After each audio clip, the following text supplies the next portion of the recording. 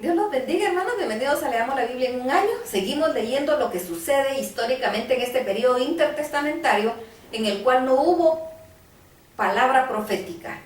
Hubo un silencio profético de parte de Dios, así que lo que se escribió en este tiempo no era algo inspirado, pero fueron 400 años, hubo historia. Así que veamos lo que está pasando para que comprendamos por qué el Mesías no fue reconocido como Mesías por el pueblo judío. Como este tiempo en que no hubo palabra de Dios, hubo palabra de hombre que distorsionó la palabra de Dios. Vamos a ver las influencias sobre un pueblo disperso, páginas 1145 a 1150, dice así. Es fácil pensar que tras el exilio todos los judíos que estaban en Babilonia regresaron a Palestina. De ningún modo fue así. Muchos judíos eligen no regresar y todavía siguen viviendo en Babilonia, Egipto y también en otras zonas. Los que se han asimilado a otras culturas han sido influenciados en una variedad de formas, incluso en sus creencias y prácticas religiosas.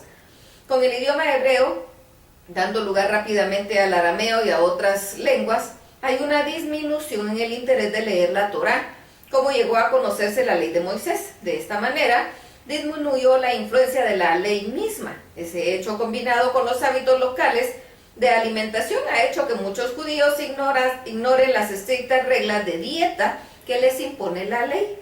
Por supuesto, las creencias religiosas locales tienen un efecto profundo, como ya se ha visto cuando los judíos se casaban con quienes estaban involucrados en idolatría y diversas prácticas paganas. También tiene un efecto importante las creencias persas en la astrología y el ocultismo. Como resultado, cuando muchos judíos leen sus escrituras en este periodo posterior al exilio, dan un significado especial a cualquier pasaje que trate de demonios y ángeles o de luz y tinieblas. La Torá gradualmente está siendo modificada a los ojos de muchos. Un buen ejemplo se halla en el libro apócrifo de Tobit, en el que se promueven el zoroastrismo persa y los demonios paganos. Una de las influencias más desastrosas de origen persa es la creencia de que Dios es un Dios lejano e impersonal. No le lleva mucho tiempo a un judío, en este caso, o a un no judío, que acepta esa idea, tener dificultades con la profecía de Isaías de que el Mesías será llamado Emmanuel, es decir, Dios con nosotros.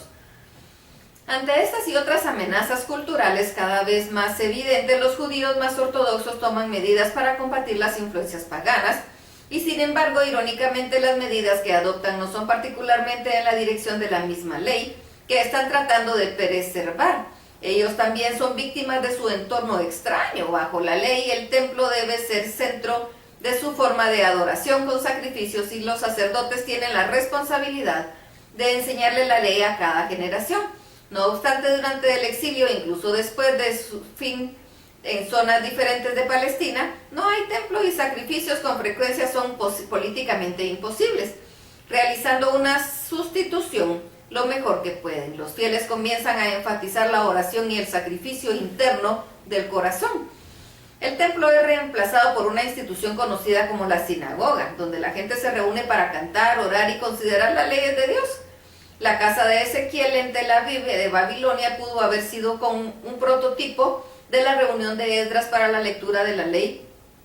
Pudo haberle dado ímpetu al movimiento de la sinagoga, incluso a la sombra del templo reconstruido. Y en este momento, cuanto más lejos uno estuviera de Jerusalén, más sinagogas se encontraría.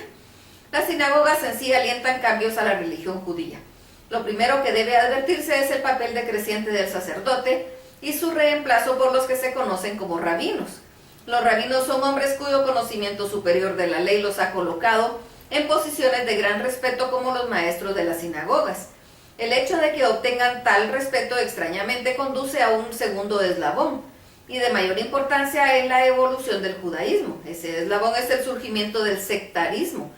Las sinagogas se prestan fácilmente tanto a grupos de intereses especiales como a diferentes escuelas de pensamiento que ya no están bajo la influencia de la línea sacerdotal de autoridad. Otra extensión del movimiento rabínico es el desarrollo de las muchas interpretaciones escritas de los rabinos y la frecuencia mayor importancia que se les da a esos escritos que a los de la Torá misma. La primera recopilación de estos escritos, conocida como el Midrash, está estrechamente relacionada con la Torá. Sin embargo, recopilaciones posteriores comenzarán a incorporar tradiciones orales sin tales lazos directos. Un desarrollo final importante en este momento es el inicio de la así llamada teología del remanente, con el paganismo y el secularismo comprometiendo a la teología. Los más ortodoxos están comenzando a pensar lo impensable. Tal vez hay judíos que son judíos errados, que una vez interpretado en realidad significa que no son verdaderos judíos. Por supuesto, esta idea radical casi no aparece cuando surge la siguiente pregunta teológica: ¿quién es entonces el remanente fiel? Es fácil predecir que cada una de estas sectas cree que sus propias enseñanzas y entendimientos de la ley los capacitan y solo a ellos. La ironía de todo esto es que están los que quedan en Palestina, que también adoptan el clamor del remanente fiel. Ellos a su vez condenan aún a los judíos más ortodoxos de Babilonia por no regresar a la tierra prometida y presumiblemente por abandonar la adoración del templo a favor de estas sinagogas no autorizadas. Mientras que todos estos cambios están comenzando a tener efecto en el judaísmo, el imperio persa está derrumbando lentamente alrededor de los judíos en Palestina y los que están dispersos. A partir de la muerte de Artajerjes en el año 424 a.C., el trono persa es inestable y al mismo tiempo está manchado de sangre. A lo largo del siguiente siglo, la intriga, los asesinatos y los golpes se sucederán en Susa. La caída final del imperio tendrá lugar en el año 330 a.C. a manos de Alejandro Magno de Macedonia. Bajo el dominio persa había tenido paz y cooperación oficial, incluso aliento. En los años venideros no serán tan bendecidos el helenismo y los judíos. Incluso antes de la caída de las fuerzas persas bajo Darío III, en la gran batalla de Arbela, Alejandro arrasa con Siria, Palestina y Egipto. Es durante este periodo que final y completamente destruye la ciudad de Tiro, dando fin a cualquier duda sobre si la profecía de Ezequiel se cumpliría o no. Él también funda una nueva ciudad a orillas del Nilo para reemplazarla. Esa ciudad, adecuadamente llamada Alejandría, se convertirá en el centro importante de la influencia griega, ya que una gran cantidad de judíos finalmente llegarán a ser ciudadanos de Alejandría. La cultura helenista griega tendrá un efecto profundo tanto en el pueblo judío como en la religión durante varios siglos. Por lo tanto, hacia el siglo 332 a.C., los judíos tanto de Egipto como de Palestina están sintiendo los efectos de otro dominio extranjero más. Al parecer, Alejandro les permite a los judíos en Palestina algo de gobierno propio y en términos generales los mira con buenos ojos. Siglos más tarde, las victorias militares de Alejandro se volverán legendarias. Tras aplastar a los persas, Alejandro sigue hasta llegar tan lejos como al río Ganges en la India, uniendo así por primera vez las culturas Oriente y Occidente.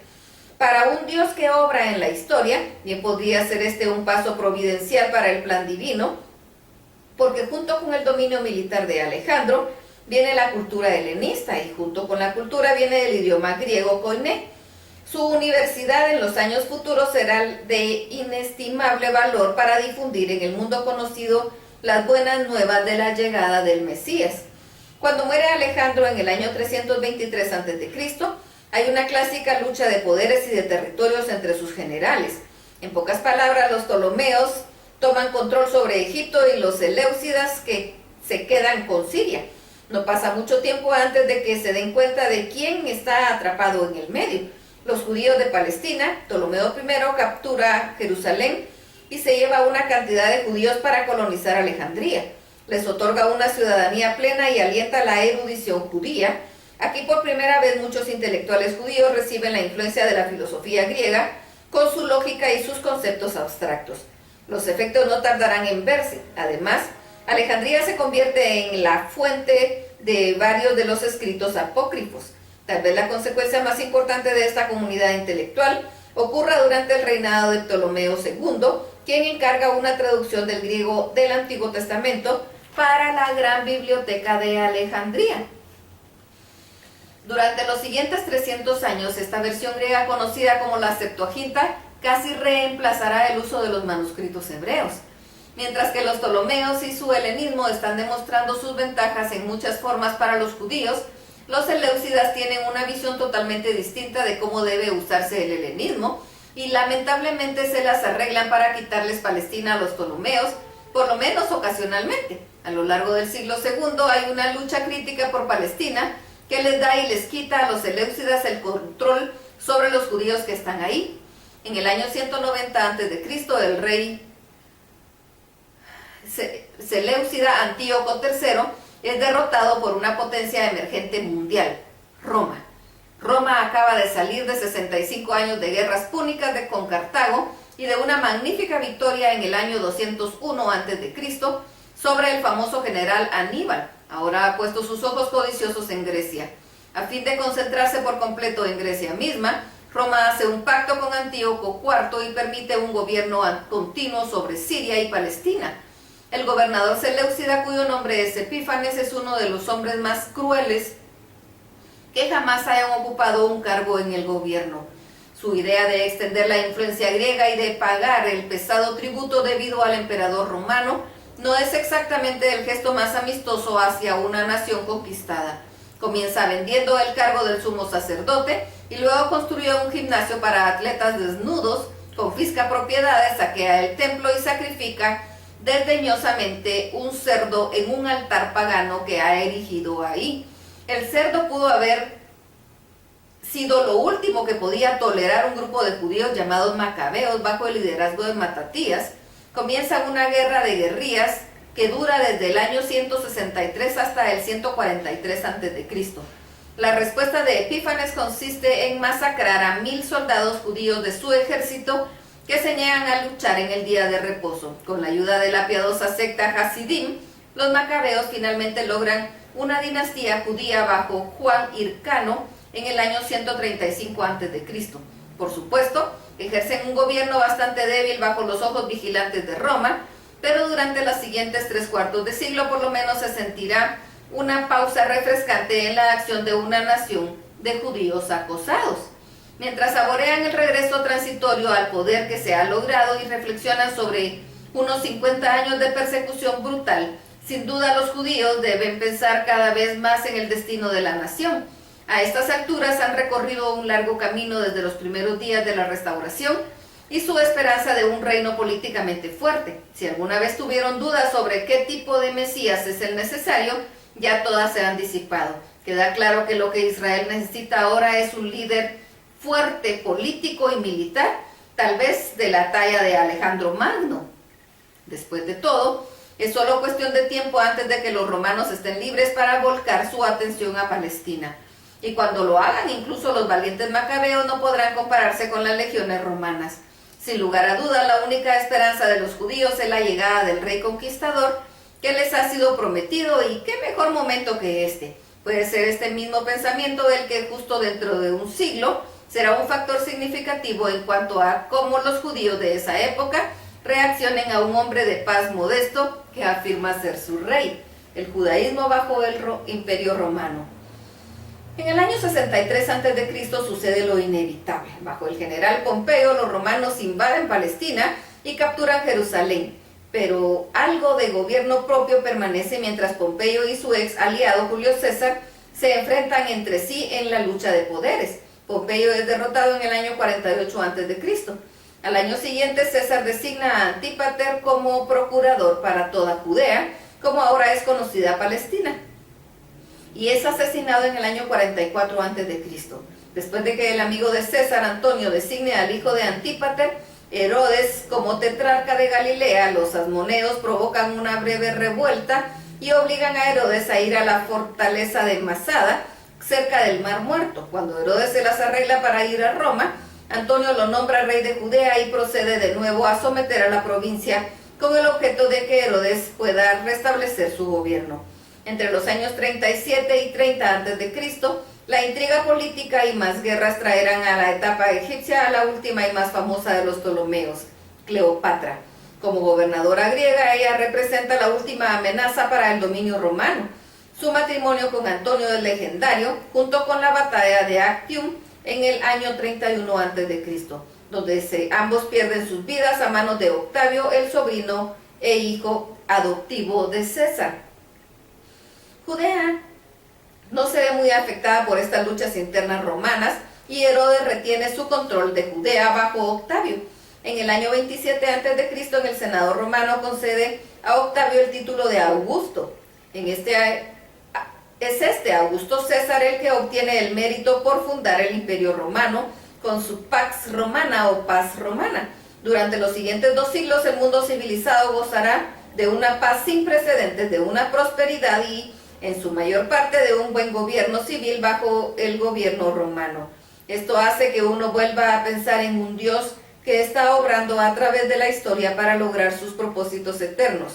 Un siglo más tarde uno podría mirar atrás para ver lo ideal que fue esa época, debido a los acontecimientos divinos que están por suceder en Judea y más tarde en todo el imperio. Mientras tanto, Herodes obtiene el favor judío al restaurar el templo en Jerusalén, que había sido casi destruido por el rey Epífanes. A pesar de esto, Herodes no demostrará ser buen amigo de los judíos. De hecho, él ordena que cuando muera deberá matarse a una cantidad de judíos importantes para que haya una época de duelo nacional. Además, está tan obsesionado con la seguridad de su trono que casi elimina a todo posible rival. Manda a ejecutar a su esposa favorita y jugando ahoga a su joven cuñado Aristóbulo. No es de extrañar pues que la noticia del nacimiento de un rey judío no sea recibida con el entusiasmo por él. Herodes no será el único que reciba esa noticia con aflicción. Irónicamente, muchos de los propios judíos tendrán serias dudas. Para comprender sus dudas es necesario entender quiénes son los judíos. Religiosamente hablando, en este punto de la historia, el sectarismo que comenzó después del exilio a estas alturas ha crecido y se ha solidificado. Las sectas son tanto de orden político y cultural como religioso. Los fariseos se han vuelto amos de las tradiciones orales procedentes de los rabinos durante los últimos 4 siglos. Están enamorados de las interpretaciones y de las hipótesis legalistas que no necesariamente tienen que corresponderse con lo que dice la Torá. Si bien no lo reconocerán, al parecer para los fariseos la tradición está a la par de la ley en sí misma. El hecho cobra mayor significado cuando se une a la creencia de que se gana mérito con Dios, al observar escrupulosamente cada aspecto técnico de la ley y de la tradición. No obstante, los fariseos cuentan con un amplio apoyo entre la gente común, particularmente porque se han aferrado a la creencia en la vida después de la muerte, que ahora algunas de las otras sectas niegan. Con este apoyo popular, muchos fariseos han sido elegidos para ocupar altos cargos gubernamentales, incluso el Sanedrín, que es el tribunal más alto de los judíos. La segunda secta principal es conocida como los saduceos. Están estrechamente relacionados con el movimiento intelectual griego que surgió anteriormente de la comunidad alejandrina y han adoptado la creencia epicúrea de que el alma muere con el cuerpo. No creen en la resurrección. Es algo curioso que los saduceos rechacen la tradición oral y acepten únicamente la ley escrita, pero rápidamente aplican su lógica helenista a su comprensión de la Torá. Han aparecido también muchas más sectas, incluso los radicalmente píos llamados esenios, los abiertamente rebeldes celotes, los políticamente activos herodianos y los samaritanos, cuya religión híbrida continúa desde siglos atrás. Entre varias de las sectas se encuentran rastros del misticismo persa, el humanismo griego, el judaísmo patriótico y las tradiciones ritualistas de antaño. En sus creencias y prácticas religiosas, los judíos han recorrido un largo camino desde el monte Sinaí. Hasta aquí la lectura. Dios los bendiga.